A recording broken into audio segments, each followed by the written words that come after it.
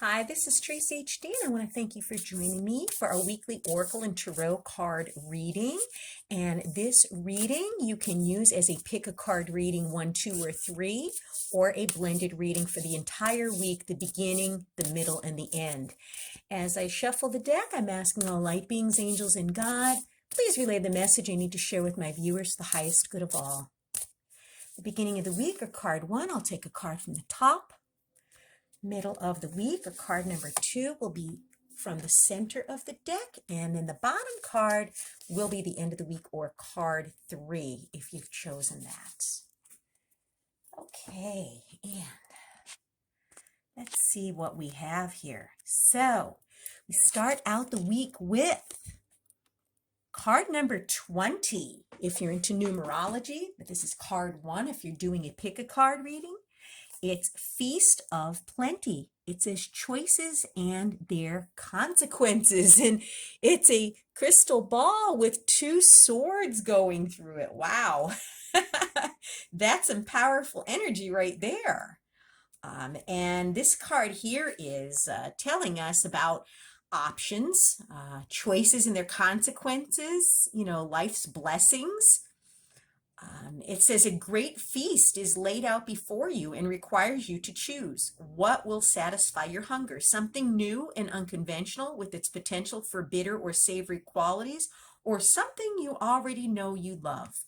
You're faced with a plethora of options right now, and while that may seem to be an extraordinary thing, too many choices can throw you off balance. You might be worried that once you commit, you won't be able to turn back or refuse to confront the consequences of that decision. The most important thing to realize is that the feast is offering you experience. No amount of overanalyzing or strategizing will help you make the right choice now. Don't debate right now or wrongness. Instead, just, choose. In the choosing is the seed of experience, and that is what's necessary now. Sour, bitter, sweet, savory, what matters is relishing the experience until you digest all that your choice is offering you right now. Only one warning: avoid the same choice if it keeps you hungry. If something didn't feel good or does not bring you what it seemingly promised, do not choose that again. The experience will only repeat itself, and you will have more than a bad taste in your mouth. The feast is yours to enjoy. You can always go back for more when you're hungry again, for life's blessings are ever available to you and calling your name. So something's going to come up in the beginning of this week regarding making a choice. And, you're going to maybe have to, choose something without overanalyzing it. Okay. Maybe it's going to be very confusing. It's not going to be something that's easy. And I myself love to overanalyze things, and then I confuse myself more. So,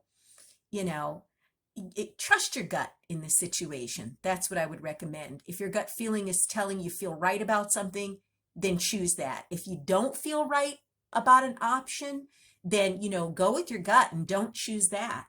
But basically, this card is telling us that, be sure that whatever you choose, that you're able to, deal with it. It's basically saying, you might be worried that once you commit, you won't be able to turn back or refuse to confront the consequences of that decision. But this is all about experiencing something. So whether something is good or bad, it's still an experience. And to me, it's never a waste of time. Even if it doesn't work out, you learn a lesson from it. And then card number 2, or the middle of the week, is the Watchers. And it says transpersonal. And this is card number 60 in the deck. And this is an interesting card as well. It's all about serendipity, observing things. And it tells us that, when the Watchers appears, it's an invitation to stop doing, pause, get off the treadmill, and take a deep breath. Find the witness within, the one who can observe the fire and fury happening around you, but is not caught up in any of the drama. The time is right to step back. If you have a thought or opinion, keep it to yourself. If you have a feeling that needs to be expressed, Do it in the shower. Do it in your car. Express your feelings out loud, but you just don't want to express to someone face to face, because this is telling us to take a time out. How does that saying go about, to pause and count to 3 before you give someone an answer or react? So maybe something's going to happen where you're going to need to pause. Okay, it's urging you not to engage with the action that's happening around you. Simply observe. Watchers show up to direct your attention to the horizon and away from the anthill in front of you. Others might think you are simply doing nothing, but let them know that you're helping the sun to set in the evening sky. There are bigger things to attend to. You spent such a long time trying to correct the course of events and the actions of others. Let it be for a short while as you become the observer rather than the doer. The watchers invite you to break free from the linear, casual pace of the petty day-to-day. Rise to divine coincidence, to serendipity, and notice how the act of seeing the heart of the matter produces results. Things happen without you doing anything. Creation unfolds in its own mysterious way, requiring only a sacred witness. So sometimes the best thing to do is nothing at all. To just quiet your mind and observe what's going on around you. Do not partake in an argument or drama if someone tries to drag you into the drama. I'm thinking maybe something like that. Or maybe there's a problem on your mind that you're really perplexed and you don't know what to say or do about it. Do what Richard Carlson tells you to do, is to put it on the back burner. He's the author of the Don't Sweat the Small Stuff books. And he always says, when you're stuck and you don't know what to do, put it on the back burner, okay?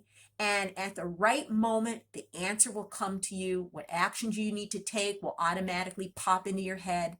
So this is a time where you need to just sit back and observe what's going on. Kind of like the hangman card in tarot, where, maybe observe and maybe change your perspective on things. And then the end of the week, or if you picked card number 3, says closing door, and this is card number 5 in the deck, and it says completion, and this is a very beautiful deck. Completion is about an ending, okay, and maybe pursuing a greater calling, maybe leaving a job behind, maybe leaving relationships behind. Something is coming to an end. And again, this reminds me of the tarot card, the death card, where a chapter's ending, where you're transforming into something else.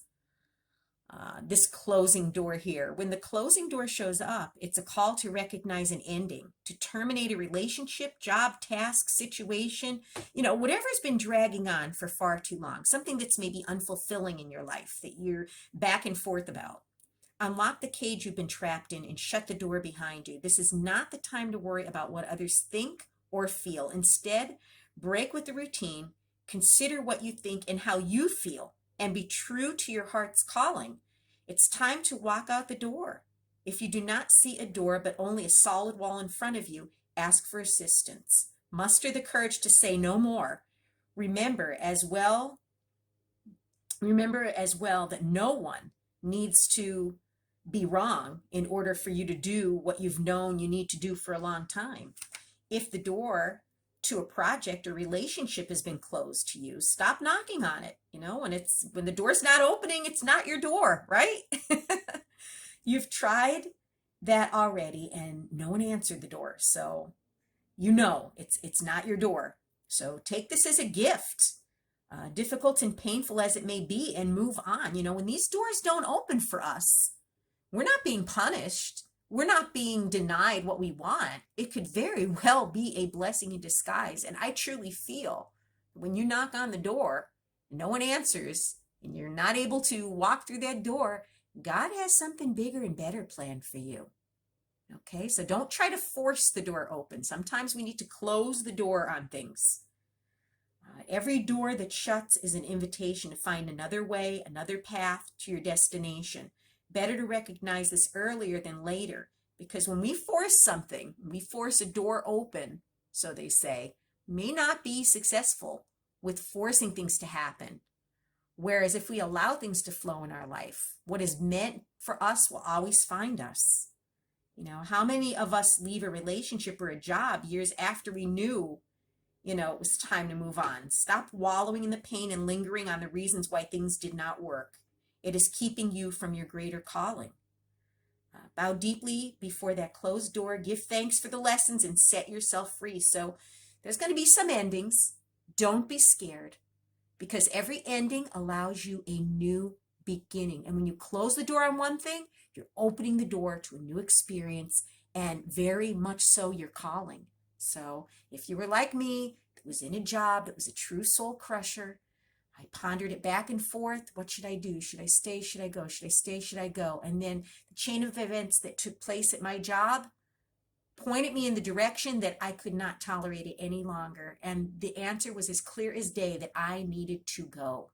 So unless you're not getting signs and synchronicities, you might have to decide on your own what needs to go, so you could open the door to a brand new experience. Wow, what a beautiful, beautiful reading this week.